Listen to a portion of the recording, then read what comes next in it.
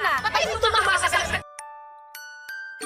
Aking tala sa gabing madilim, ikaw ang bawat sana sa lahat ng hiling, sa hirap man o sa saya.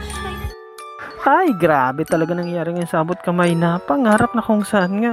Dito unang-unang pinakita, ito nga ang si Moira. Yes guys, may nagawa nga itong kabayanihan na kung saan nga siya ang nagturo sa mga pulis o sa mga SWAT na kung saan paano sila makapasok doon sa loob ng kulungan at masagip yung mga kailangang i-rescue at yung mga nag-hostages paano nila makukuha. Yes guys, kung matandaan niya last episode na itong si Moira is patakasana, ngunit naalala niya ang kanyang anak na si Zoe at inisip niya na hindi ko kailangan kalimutan ang aking anak, kaya nga ako gagawa ng paraan, natatakas ako para humingi ng tulong. Yes guys, paglabas nga neto ni Moira is nakasalubong niya yung mga SWAT, no, na kung saan mutik pa nga siyang barilin, ngunit sinabi nga niya na alam ko po kung saan kayo pwede makadaan para makapasok kayo sa kulungan, at ayun nga yung ginawa nila. At dahil sa kanila na-rescue yung halos lahat ng mga kailangang i-rescue, at proud nga mismo si Warden mismo nung sinabi niya ito kay Zoe, na kung saan si Zoe nahanap niya ang kanyang nanay.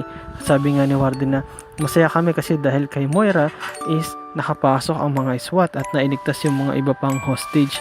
At dito naman guys, no, si Madam Lotus nagsisina sa kanyang mga ginawa at gusto na nga niyang magbago. Sabi niya kasi para pag bisita ng anak niya is makita na talagang nagbago siya at willing siyang bayaran yung mga ginawa niyang kalokohan. At yes guys, no, ito kasi si Madam Lotus ang nagpasimuno.